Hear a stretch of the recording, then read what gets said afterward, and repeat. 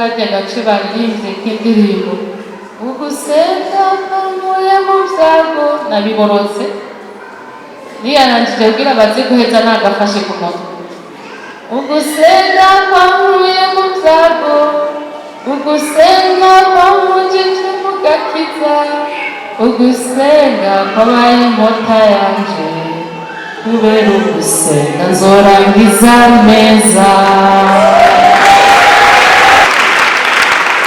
Nashimye gusenga rero kuvuga ni ugusenga guhagaze aho hantu hitwa mu gakiza. Yesu ashimwe.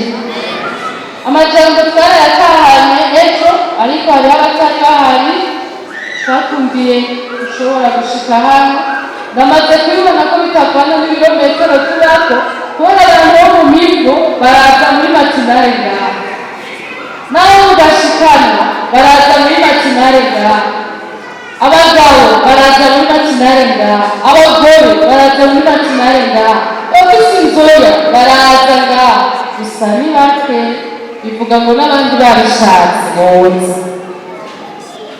Mbega wewe uba uri hehe iyo twaje mu ikoraniro? Ico ni ikibazo co kwibaza niba kabara agaciro gusa kuri mitiro wimbura imbonera. Iryo ni ijambo ry'Imana. Ejo rero turasangiye amajambo turayatahana tuyasoma muri Matayo 26:41. Matthieu 26:41.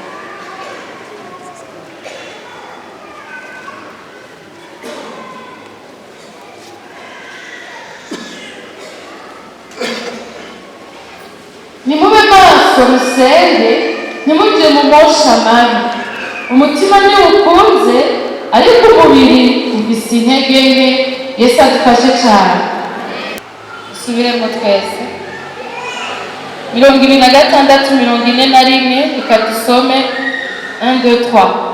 Nimube maso musenge ntimuje mu mosha mabi umutima ntiwukunze ariko umubiri ufise intege nke.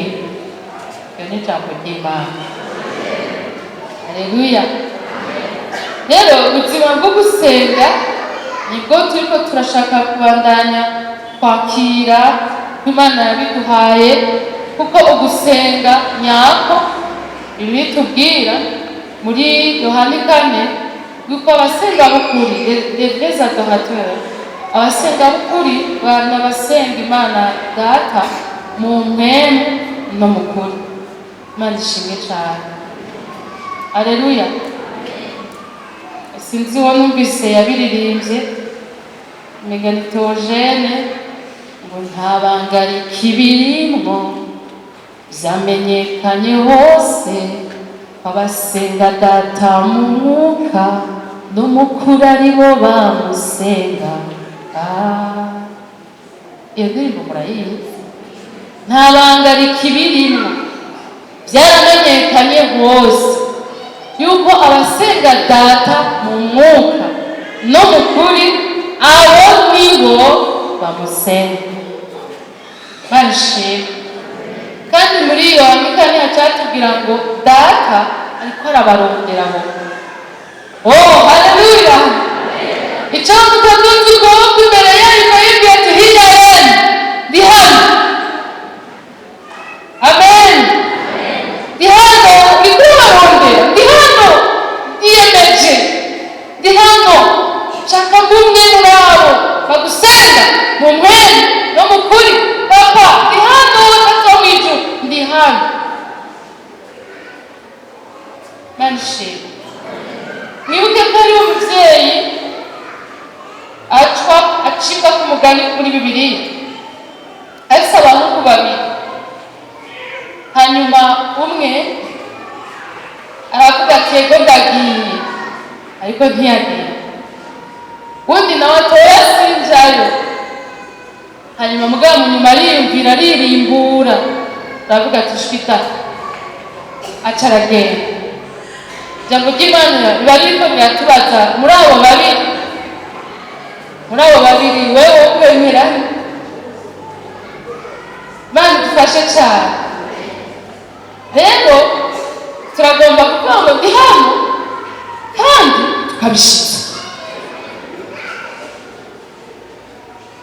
Ndabikwifurije.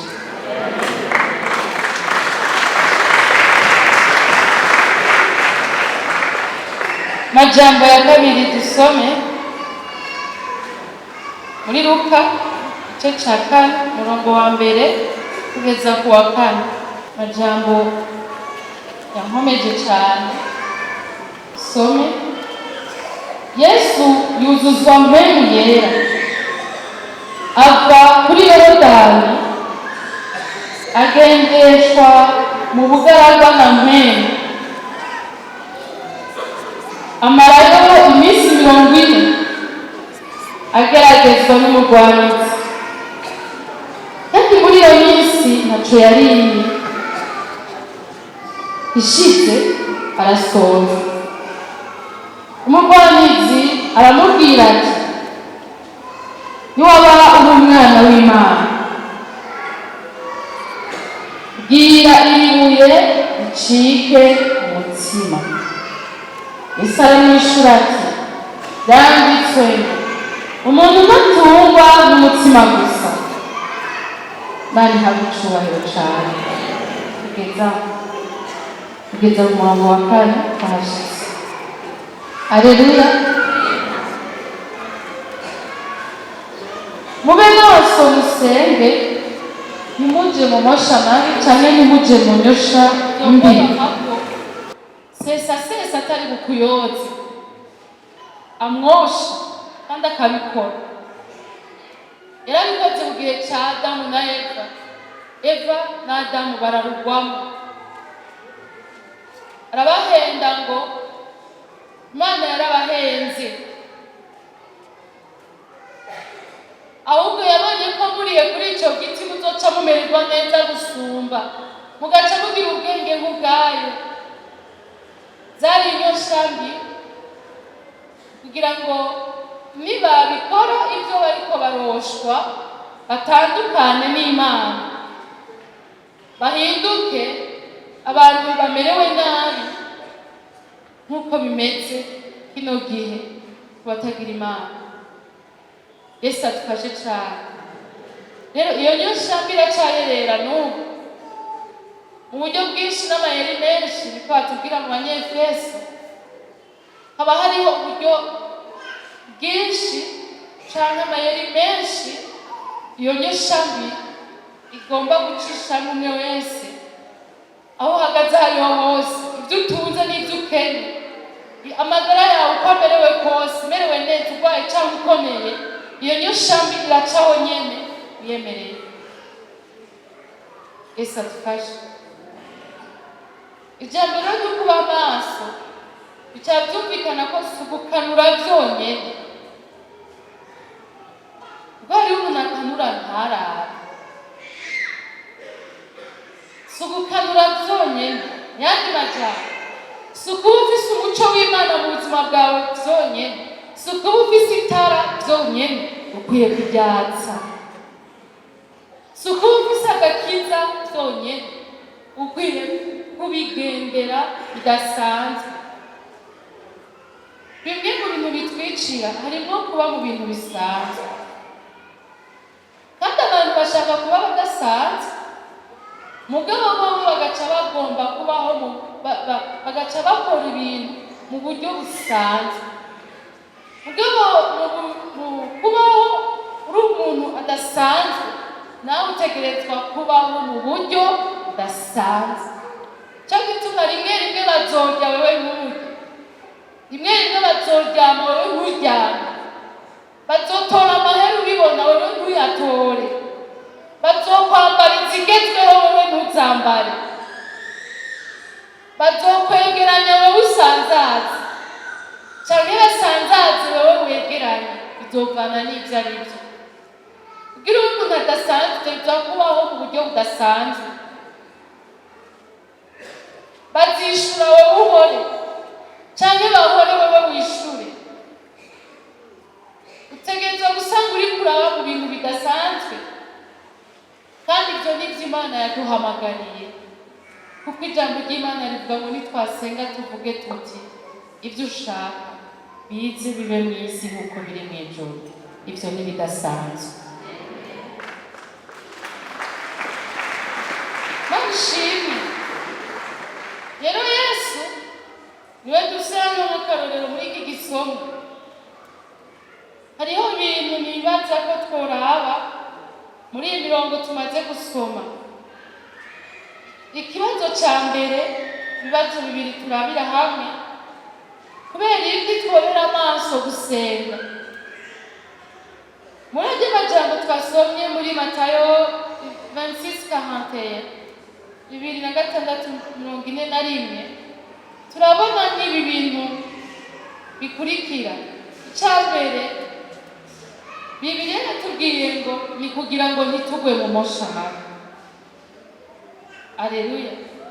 Kubera iki twobera amaso gusenga? Ni kugira ngo ntitugwe mu mosha mabi. Icya kabiri, muri kubera umutima urafise ibintu ushaka gushikaho. Umutima hariho ibyiza ubona bikenewe, ariko ahantu uri hari intege nke.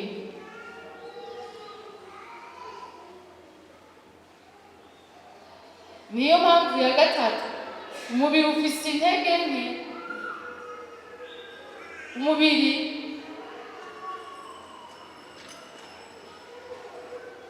umera nk'urwanya ibyo wa mutima wari kuragomba gushikaho. Harakenewe rero izindi nguvu ziza gutsinda umubiri, zigashoboza umutima njyanama w'umuntu, inama nziza iri mu mutima ishobora gushika ko mwemera ego nihari, ariko rakosha ibyiza ego. Imana yaguhaye umutima urimwo ibyiza ivyumviro vyayo, ariko kugira ngo bishike ko birasaba gutsinda umubiri. Ibyo rero nivyo ijambo ry'Imana ryatubwiye riti nimube maso musenge, kugira ngo ntimugwe mu mosha mabi, kuko umutima niwo ukunze, ariko umubiri wowo ufise intege nke. Kandi uwo mubiri marozi ikibabaje, uwo mubiri niwo wumva kenshi, niwo wumva n'ingoga, niwo unumvira kenshi, niwo utoroshe kumvira. Rero amasengesho araza kudukura munsi y'ububata, munsi y'ubuja bw'umubiri, adushikane mu mwidegenzo wo kugendera mu kuri kw'ibibereye umubiri utadutegetse. Ababishaka Imana ishimwe.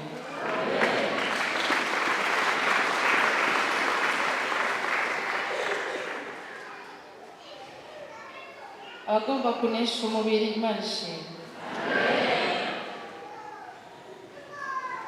Aleluya. Ikibazo ca kabiri naco duteba, ni gute twoba amaso? Ijambo turiko rivuga ngo bamaso musenge muje munyoshamo. Ni gute twoba amaso? Dushaka tuvugane ku bintu hano mbona kuri Yesu muri iyi nkuru no mu yandi majambo ya Bibiliya tuza gusoma indi mirongo. Ibintu tubona bidushoboza guhangana n'amageragezwa.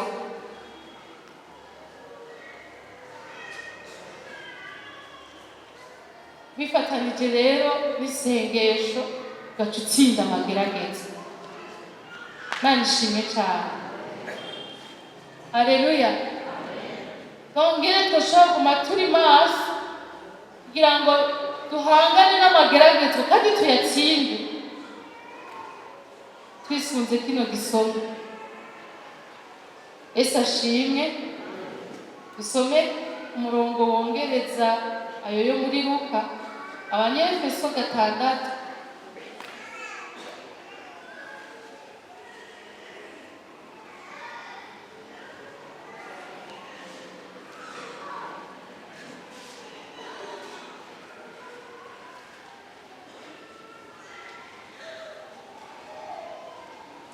muhereye ku murongo wa 11 kugeza ku wa 18, ariko narishakamwo umurongo ndarishaka yose, ariko kumvo z'ibyo turimo n'umwanya wabyo ndakoresha cyane umurongo wa 18. Dusome duhereye ku 11. Mwambare ibigwanishwa byose by'Imana kugira ngo mushobore guhagarara mudatsinzwe n'ubuvunge bwa wa mugwanitsi. Kuko butunigana atari ab'inyama n'amaraso, ariko tunigana n'abakuru n'abafise ububasha n'abaganzi y'isi y'umwiza n'impwemu mbi z'ahantu ho mu ijuru. Kubw'ibyo mwabire ibigwanishwa byose by'Imana kugira ngo mushobore kudatsindwa ku munsi mubi, kandi nimwaheza byose mugahagarara mushikamye. Nuko rero mushikame mukenyeje ukuri, mwambaye ukugororoka nk'icuma gikingira igikiriza, mwambaye inkweto z'iby'ubutumwa bwiza bw'amahoro biteguza, kandi hamwe n'ibyo byose mwabire inkinzo y'ukwizera, niyo muzoshoboza kuzimisha inyoni ya wa mubi yose yaka umuriro. Mwabire inkofero y'agakiza bo n'inkota ya mpwemu, niyo jambo ry'Imana. Musengere muri mpwemu ibihe byose mu buryo bwose bwo gusenga no kwinginga, kandi ibyo mubibere maso mukobeje rwose isengera abera bose. Imana ishimwe. Haleluya. Yesu ashimwe cyane. Muri ano majambo tubonamwo ibitari bike bidushoboza guhangana n'ingwano yo mu buryo bw'impemu. Hanyuma nagira rero turabire hamwe dufatanije aya majambo yose, bya bindi bidufasha kwa kuntu byogenda kugira ngo tube maso. Nagira ngo mvugane n'ababikeneye. Ninde yumva akeneye kuba maso? Mwibuke ko mpagaze mu izina rya Yesu. Yesu nawe arabaza ati uragomba ko ndagukorera iki? Ninde yumva bikeneye kuba maso? Ndakwifurije kubakira ukuba maso muri aya majambo, kandi ndabiguhezagiriye ko mu izina rya Yesu Kristo bikubeko.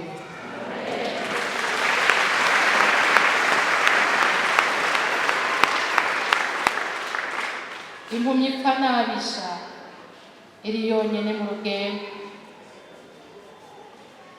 ntimenya aho yiboma, ntimenya ikinogo igwamo. Urakaba amaso mu izina rya Yesu.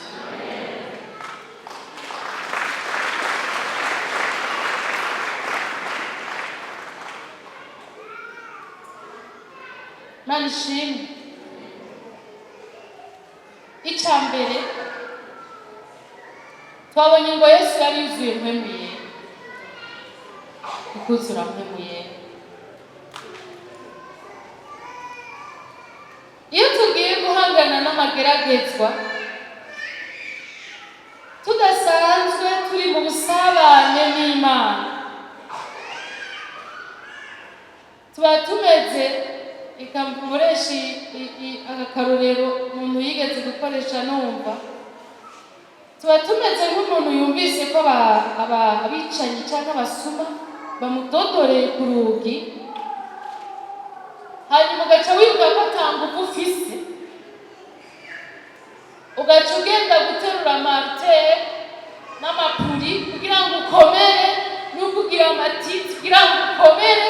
Hanyuma kandi ukwiye kubikora n'ingufu nyinshi kubera wamaze kubumva niho bari, hanyuma ukabikora rwose, hanyuma ugihezagirika n'uburuhe bwinshi, ugaca uja kugurura rero ngo ugiye kubirukana.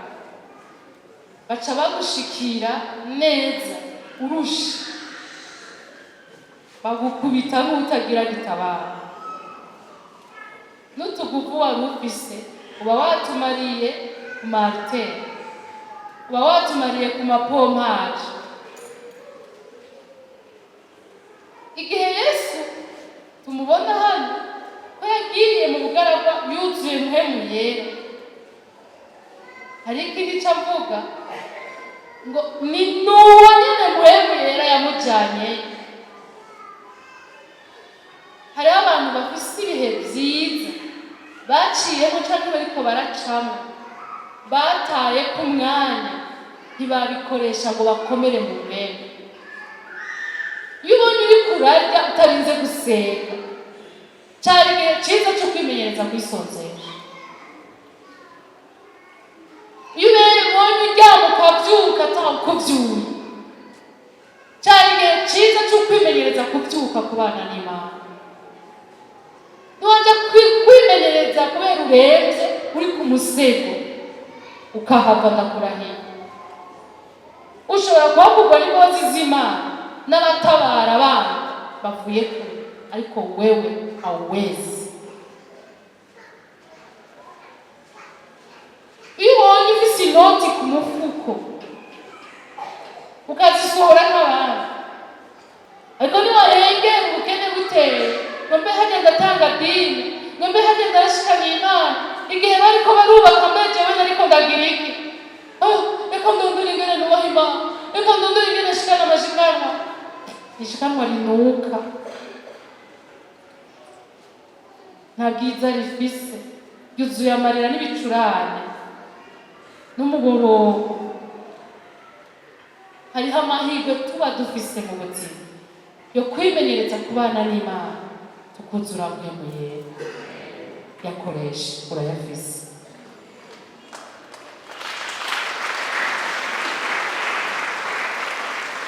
Yakoreshe, urayafise. Yesu ntiyagiye kurondera kuzura mpemu yera kubera abonye amageragezwa, ahubwo amageragezwa yamusanze yuzuye mpemu yera.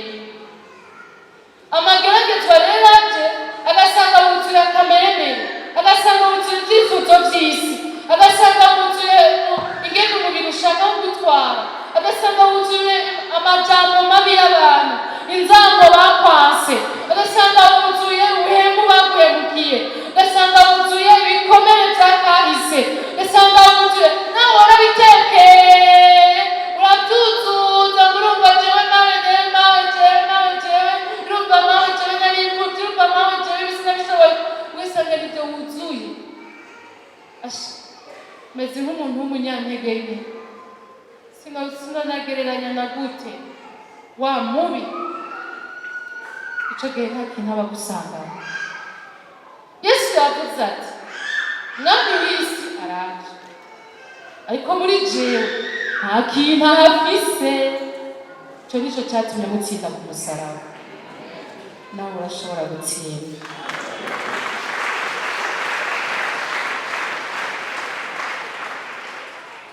Abana bafise amahirwe, nta n'umwe muri twebwe adafise amahirwe yokoresha neza, kandi hariho ayakurenganya, hariho nayo ugifise ubu. Ejo naratswe kurira niyo sinzigira Imana impaye gutahura ibintu. Hari mu masaha ya saa moya, hanyuma numva niyumviriye vyanje uko nyene, numva niyumviriye ko izuba ryarenze. Hanyuma numva mbega hamwe hoba hari ikintu nategerezwa gukora izuba ritararenga, ubu nta mahirwe mfise yo kugikora, sinorigarura, sishobora kurigarura kugira ngo abikore munsi y'iryo zuba ry'iri genekerezo rya 15/2024. Iri meka nayo possible, ni ibintu bitapfa bishobokeye na gato. Numva ndugurutse umutima, ntabura kwiyumvira amahirwe ashobora gucika umuntu ntiyongere kuyaronka.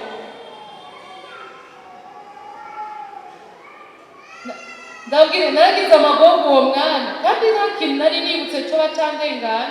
Wigene nagize amagogo, narayibwiye nti Mana yanje mukama w'ikigogo, none nta kintu gihindura, izuba sishobora kurigarura kugira ngo nkore ikintu nari gukora munsi yayo. Niko umunsi nyene ugenda, niko n'indwi igenda, niko n'ukwezi kugenda, niko n'umwaka ugenda, niko imyaka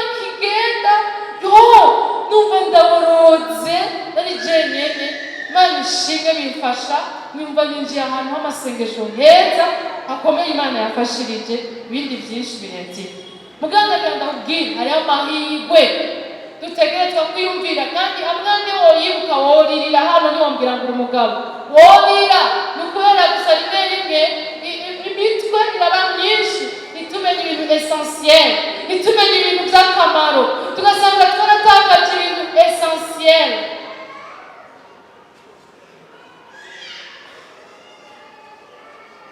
Muvukanyi wacu Tunasi yarabuze umukenyezi muri iyi ndwi heza, Marcelo Tunasi muri Kongo. Nasanze niyumviriye kuko urupfu rw'uwo mukenyezi rwaranyarutse. Nasanze niyumviriye mbega nimba hari ikintu Tunasi yari yiyumvira kugirira umukenyezi wiwe, ubu biraheze, karabaye, nta mahirwe agifise.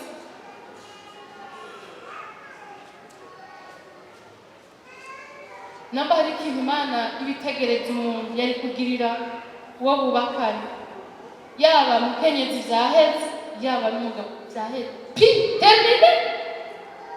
Avuga amahirwe, hariho amahirwe ahera, ntiyagabure, ndagutumiye, koresha amahirwe ufise wuzure mpwemu yera.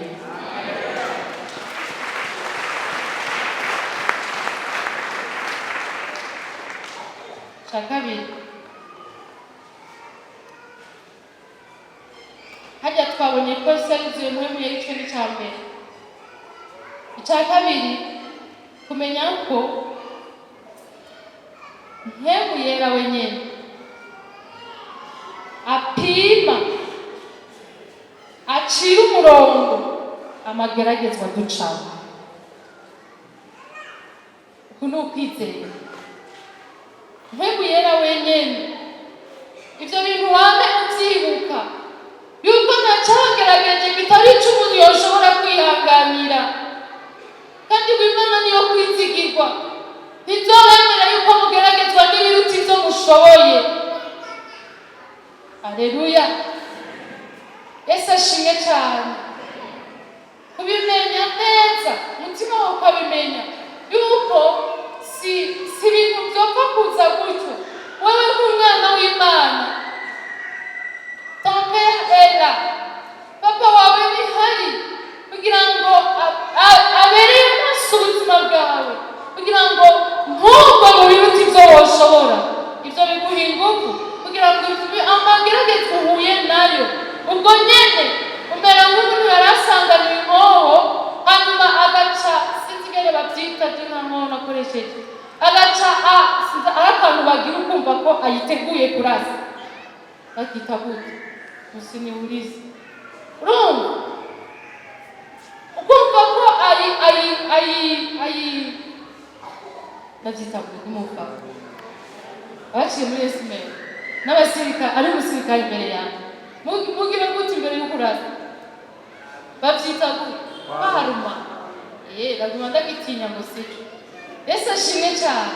Ukumva ko yarumye inkoho, rero iyo ufise wa mpwemu wawe yera, ukaba ufise n'uko kwibuka ko nta kikugerageza na kimwe adacira umurongo, atabanza gupima, atabanza kwiyumvira ko ngo yemere ko kikuzako, ukivyibuka umera nk'umuntu ahejeje kwaruma, hanyuma ugaca urasisha ikintu kivuga ngo ndazi ko ibi ndabishobora mu izina rya Yesu.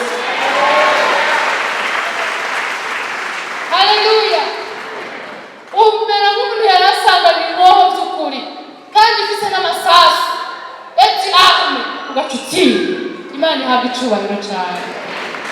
Icya gatatu, umwansi ahari ariko ko kubizera Yesu ni igikoresho ca Yesu nyene. Umwansi arahari ariko kubizera Yesu, uwo mwansi nyene Satani, c'est un outil, ni igikoresho Mpwemu Yera akoresha agaba avuze ku bubasha. Hano cyararyoheye kubona ko Mpwemu Yera niwe yatwaye Yesu umugaragu. hanyuma satani ariko araza kumugerageza yibaza ngo araronse ibipwa ahashe, yibaza ngo araronse akantu yifatira, ariko ntiyamenya ko ahubwo yari yashizwe muri pomaje kugira ngo akomere. Haleluya!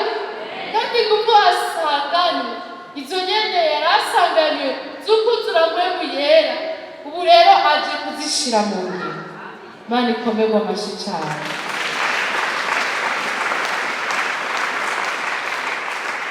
Naribwiriye ku musirikare canke mu gipolisi,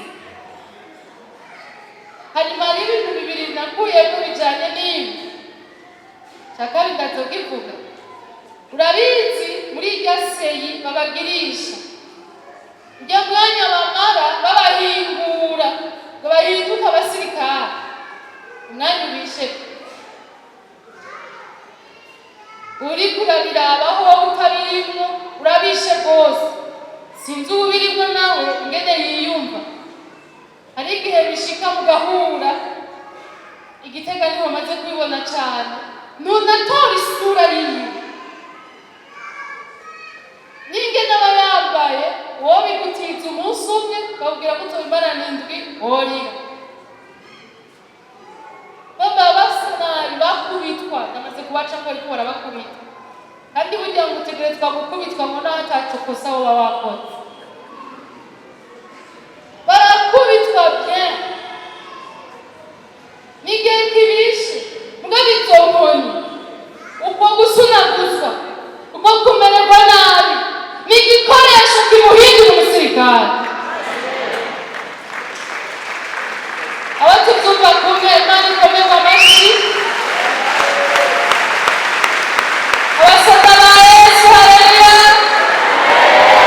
Abasoda ba Yesu, haleluya! Za nkoni, wa mubabaro, vya bihe bigoye, ni igikoresho kimuhindura intwari. kandi mpwemu yera yabanje kubipima. Imana ihabwe icubahiro cane.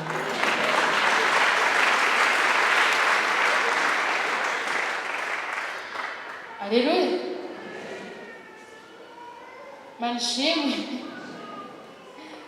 Ica kane ni kumenya ko iminsi y'amageragezwa ihera.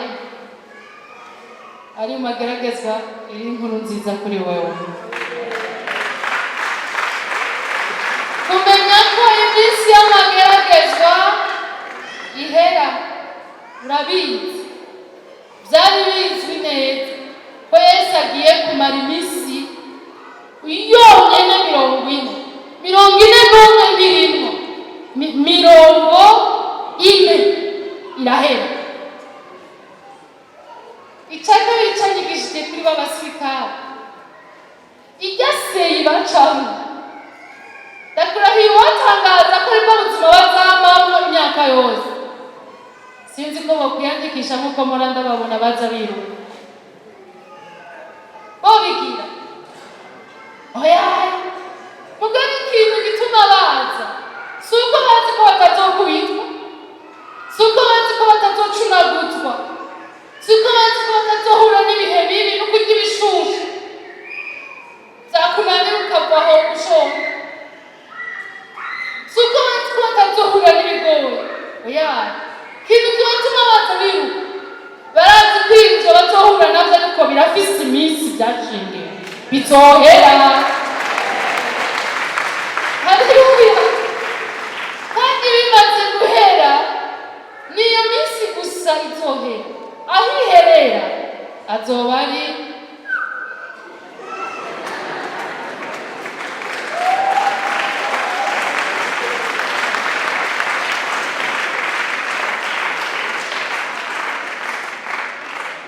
haleluya.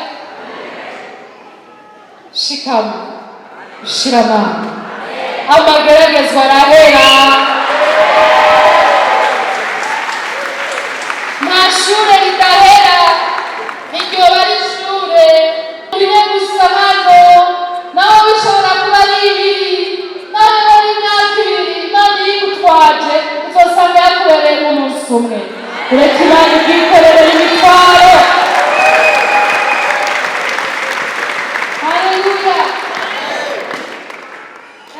Umunyarwanda yavuze ngo iminsi iraba myinshi igahimwa n'umwe, kandi ngo agacumu kazagukiza n'umenye wagacuze. Komera Imana amashyi wizera.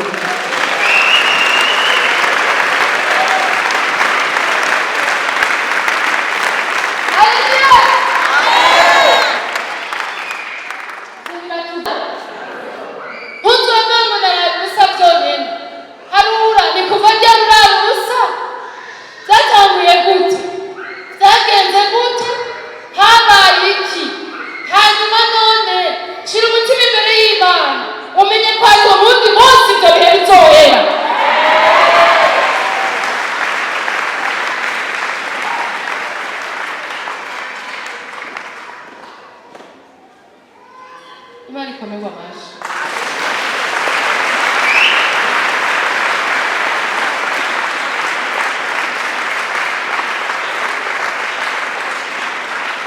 Ubwo nagageze ubunyantege cyane ino minsi sisenga cyese atangaranguza gusenga ubwo muvuga ibyo byonyine nawe ushika icara neza iharura mbere kuva ryari byagenze gute maze iminsi ingahe muri ibi bintu nitegereza kugumana nanjye kuva rero bimeze gutyo ubu ikintu gisigaye ndindiriye ndashaka umunsi bizoherera Mana ngirira neza iyi ndwi irangira n'ibi bintu uko niko abantu basenga iyo bazi ko ibihe bihera.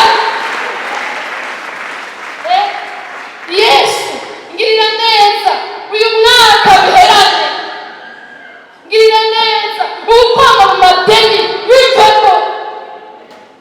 Haleluya. Hari ingingo zimwe n'imigambi myinshi ushobora kugira kubera ubibona mu bwenge bw'Imana bihawe.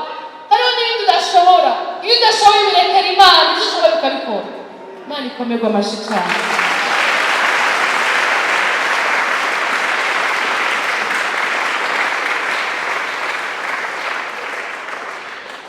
Haleluya. Kuva ryari ndimo hazwa gutya, kuva ryari umuntu amerewe gutya, kuva ryari bimeze ukuntu. Mana ibi bintu bihere uko birahera, iminsi yarashinzwe. Egera Imana. Imana ikomerwa amashyi cyane.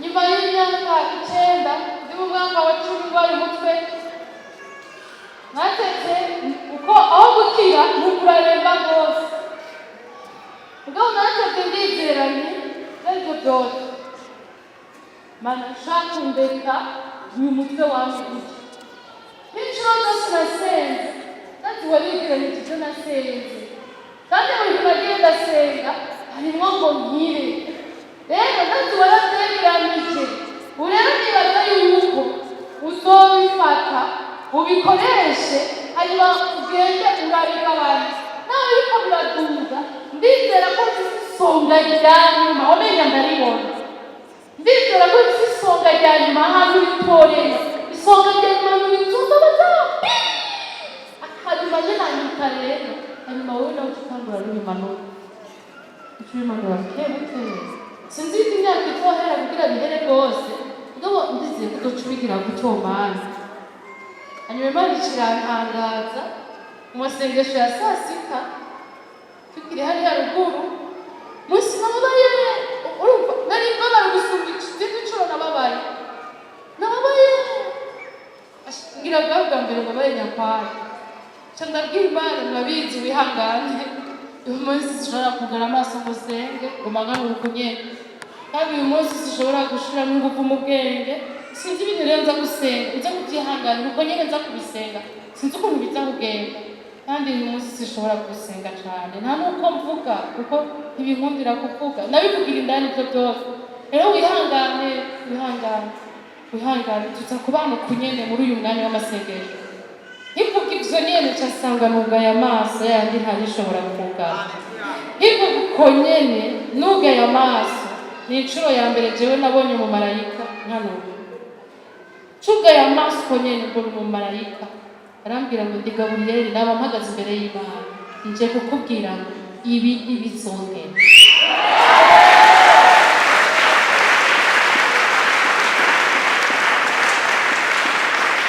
Ewe amagerageza akomeye nawe uzoca ubona Imana bikomeye. Nagutangarije byarabaye kandi yatubwiye ngo tumushingire intahe nitwe yagize ibyabona. Hewe uwo munsi nyene, apana uwo munsi, uwo mwanya nyene, iyo umutwe waciye ntahonzi ndacakomeye kandi nzoguma nkomeye.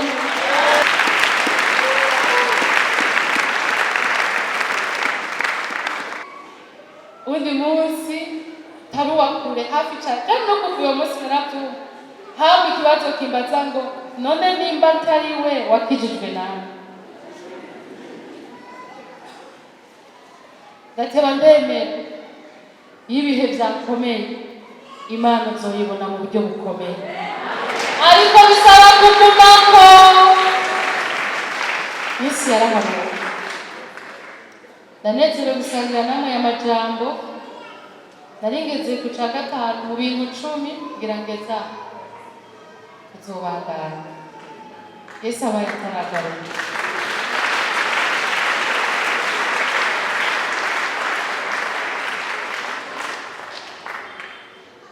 Yesu abamugisha. Anshimwe. Tube maso. Senga. Vuganye kutegerezwa kuzura mwemuye. Amahirwe ufise uyakoreshe mu kurondera Imana utarahura n'amageragezo. Haleluya. Anshimwe. Naterwa intege gusoma Bibiliya amaso agikanuka. Ndiyumvira ko igihe kimwe nzosaza amaso agasaza. Hanyuma bibatse ingene nzoza ndabwira Imana ngo Mana hanura.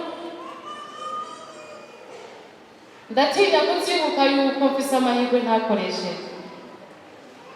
Nibuka mu mirongo wa Bibiliya nkaja guhumaguza ndongera nkuneheha ndakanyokuru kataye umwanya. Niko n'undi ashobora gutora gutyo, niko n'abagabo bashobora gutora ubusokuru bwataye umwanya. Vaut mieux prévenir que guérir. Uyu ni umugani w'Abafaransa. Wopfuma ukinga hakuja kurwana n'indwara yamaze gufata abantu. Wopfuma uyibakingira ukabaha vaccine. Dutore vaccine twuzure mpemu yera.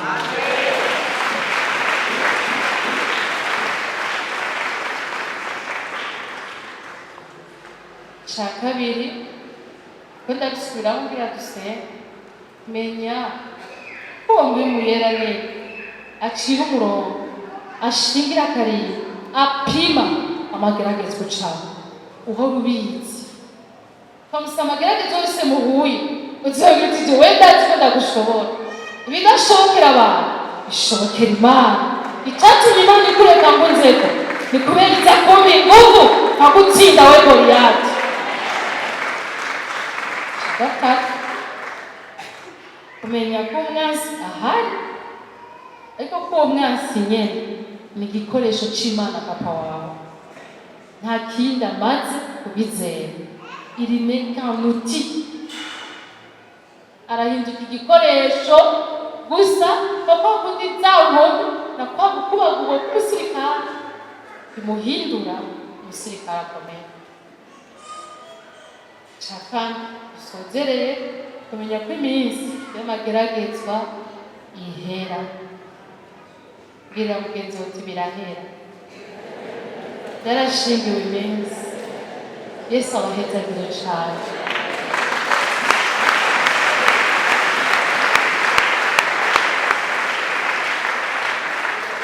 Tunama imbere y'Imana. Haleluya. Usenge ube bien armé. Umuntu yambaye ibigwanishwa by'Umwami Imana. Umuntu hari Imana. Bibiliya iravuga mungure ku muti wo gusiga ku maso ubone kubona. Ko wigira ngo urabona ariko uri impumyi, ariko ndakubwira inama, mungure ko umuti. Rero ugira isengesho ryo kugura umuti ku Mana. Tugire isengesho ryo kugura umuti kugira ngo tubone, tube turagumije ibyo twaronse. Mpamvu yarazokwagurira. Hari aho witiranya amageragezwa, hari aho witiranya ibyo uriko uracamo kuko utabona neza. Imana iguhe kubona. Ntiwitiranye ibintu, ntiwitiranye ingwano urwana, ntiwitiranye n'uwo murwana, ntiwitiranye n'ibigwanisho ukoresha. Aho wari gutera ibombe ugatera grenade ntiwotsinda, aho wari gutera grenade ugatera urusasu ntiwotsinda. Urakeneye kubona ibibereye. Aho wari gutera urusasu ukagomba gutera inkoni ntiwotsinda. Urakeneye kubona neza, urakeneye guhanura najewe na wewe. Kandi umwami Imana yatwemereye umwaka w'umuco, arakumurikira.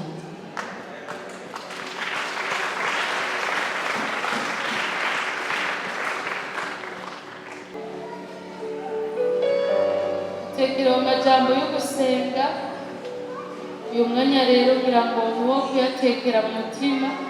Isengesho tugire ni ryo kubisaba Imana kirya kintu wumvise ukwiye gusengera. Haleluya. Shira umutwaro wawe imbere y'Imana, shira umutima wawe imbere y'Imana, ubwire Imana uti ntakuba maso, nsenge, noye gutsindwa n'amushamana, noye gutsindwa n'amushamana. Kandi tuduze ibiganza imbere y'Imana. Data mu izina rya Yesu, twese byinshi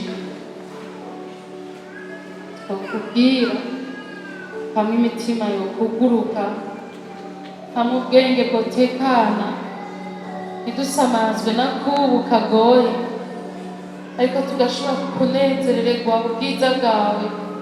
Turase byinshi byo kubwira, turase aho guhinduka, turase aho gushimira, turase aho dukeneye kubandanya kwezwa. Turaguhamagaye rero aka kanya kugira ngo wowe ubereye maso ubuzima bwacu, ugire neza rino koraniro. Wa muco wawe uhambaye umurikire n'uwari impumyi ahumuke, uwahumaguza abone neza, arakira gusegerereza. Uramukura aho yarari. Turaguhaye icubahiro ko n'ubu tubona. Twebwe impumyi ni wewe utwugurura amaso, kandi wowe uduha gusenga.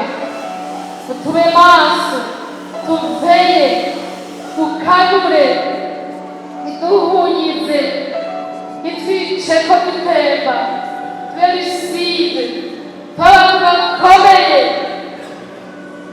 tw'abantu mwami bashobora guterama, tw'abantu mwami badasamaye, tw'abantu mwami bazi ibyo gusenga ibyo ari byo, bazi ibyo basengera ibyo ari byo, tw'abantu buzuye ubuntu n'ubwiza bwawe mwami yera, tw'abantu bazi icuri, tw'abantu bazi guhangana n'amageragezwa. Turakwiteze, turakwizeye, turakwizigiye. Uragize umuntu wese mwami ubuntu bwawe, inkomezi zawe, kugira ngo ntatwagwe n'uruyogoyogo n'urwango rwo mu ntambara, ahubwo yumve ijwi ryo mu ijuru aguhimbare. Ndasengeye abantu bari mu mageragezwa n'abayaciyemo, akabasiga bamerewe nabi, akabasiga bavunitse, akabasiga bakomeretse. Ndabasengeye kugira ngo ibihe bishasha bitangure kubw'ubushobozi bwawe. Gusenga mwami kudatosekaye kubane natwe.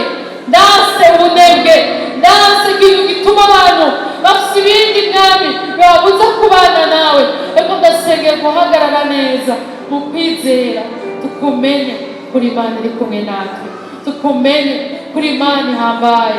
Ndasengeye ubucuti bwacu nawe kugira ngo unaguke, kandi mwami duhorane igikombe cyuzuye agakiza gasesekaye tubisabye twizeye mu izina rya Yesu Kristo umwami wacu amen.